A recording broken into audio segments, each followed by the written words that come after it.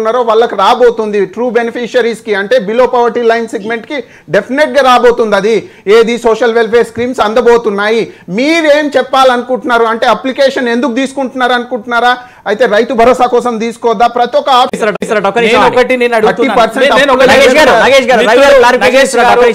మాట్లాడేది నిజమైతే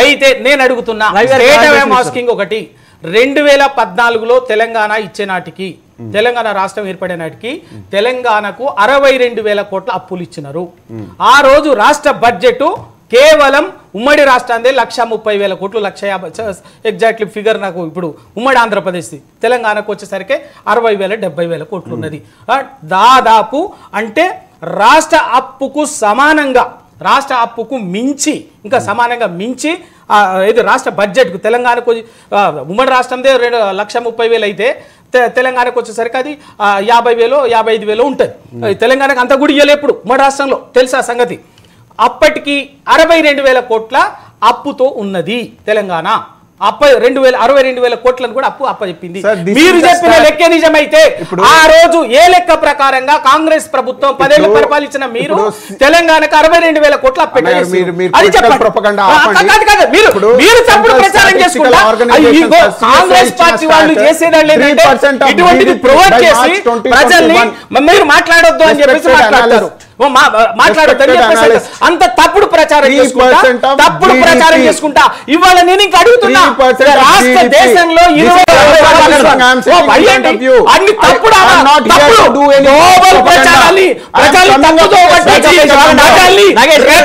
అధికారంలోకి వచ్చి మళ్ళీ అదే పని చేస్తున్నారు అది చేసిన కాలము మీకు కూడా గుణపాఠం చెప్తాది ఇవాళ సమయంతో ఉన్న అప్పులని తప్పుడు ప్రచారం చేసి రెచ్చగొట్టి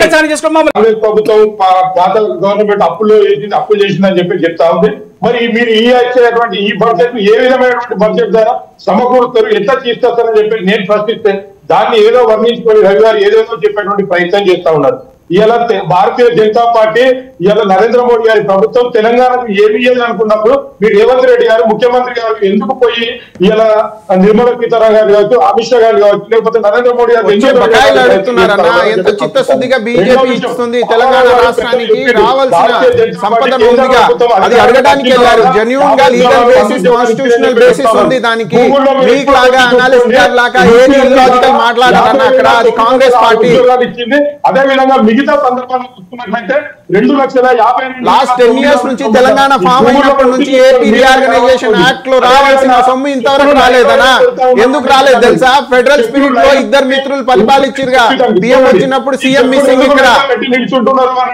అది ఫెడరల్ ప్రిన్సిపల్ అంటారు అది మీకు అర్థం కాదు బీజేపీ సోదరులకు అర్థం కాదు ఇన్ని AP reorganisation act backward development act అదేంది ఫైనాన్స్ కమిషన్ 15 ఇచ్చిన హామీలన్నీ పెండింగ్ లోనే ఉన్నాయి అదే బీజేపీ పరిపాలిత రాష్ట్రంలో అన్ని సొమ్ములు చెందాయి తెలంగాణకు వివక్ష ఎందుకు ఇది చెప్పాలి బీజేపీ తెలంగాణకి ఇచ్చింది ఏంది అన్నగారు బీజేపీ తెలంగాణకి ఇచ్చింది ఏంది అది మాట్లాడండి లాజికల్ గా ఇందాక నేను అనాలిసిస్ గారికి అన్నాను ఇట్స్ 3% నాట్ 35% అని ఇట్స్ ఎ లాజికల్ ఫ్యాక్ట్ మీరు అలా మాట్లాడండి బేస్డ్ ఆన్ లాజిక్ ఇంటికి పంపించారు రాబో రోజుల్లో కాంగ్రెస్ పార్టీ కూడా అదే పడుతుంది రైట్ ఆంజనేయులు గారు ఒక నిమిషం రాజకీయ విమర్శలు ఆపండి ప్లీజ్ ఒక నిమిషం రాజకీయ విమర్శలు వద్దండి ఆంజనేయులు గారు ఒక నిమిషం ఆగండి డిబేట్ కి లిమిట్ అయి నాగేష్ గారు ఆంజనేయులు గారు ఒక నిమిషం ఆగండి మధ్యప్రదేశ్ ఛత్తీస్గఢ్ 3 రాష్ట్రాల్లో ఉన్నటువంటి ప్రజలు ఇలా కాంగ్రెస్ పార్టీకి బుద్ధి చెప్పారు రైట్ ఒక నిమిషం ఆంజనేయులు గారు ఒక నిమిషం ప్లీజ్ రాజకీయ ప్రసంగాలు వద్దు ప్లీజ్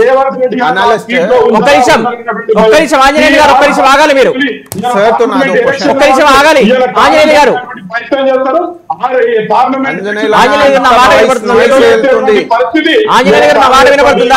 ఆల్రెడీ కాంగ్రెస్ పార్టీలో ముస్లిం ప్రారంభమైంది అందుకే రేవంత్ రెడ్డి గారు ఒక్కరు పోతే ఏమైతుందని చెప్పేసి ఒకసారి బట్టి విక్రమ గారిని అదేవిధంగా ఒకసారి ఉత్తమ్ కుమార్ రెడ్డి గారిని ఈ విధంగా పంపిస్తా ఉన్నారు ఎందుకంటే ఎక్కడ ఏం జరగకపోతే కాంగ్రెస్ లో ఆల్రెడీ భయం ప్రారంభమైంది.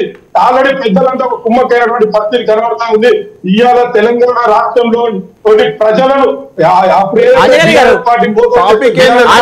ఇంటికి ఎలా పంపించారో కాంగ్రెస్ పార్టీలు కూడా త్వరలోనే ఆ విధంగా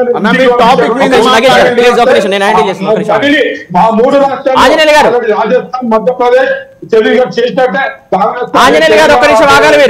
ఇలా తెలంగాణ రాష్ట్రానికి భారతీయ జనతా పార్టీ అన్ని పథకాలు ఏ పథకం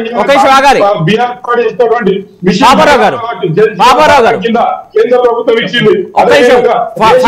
చెప్పండి, ప్రధానంగా ఏదైతే కాంగ్రెస్ గవర్నమెంట్ ఖచ్చితంగా టైం కావాలి అంటున్నారు. కాకపోతే ఇక్కడ 30 రోజులకి ఇక్కడ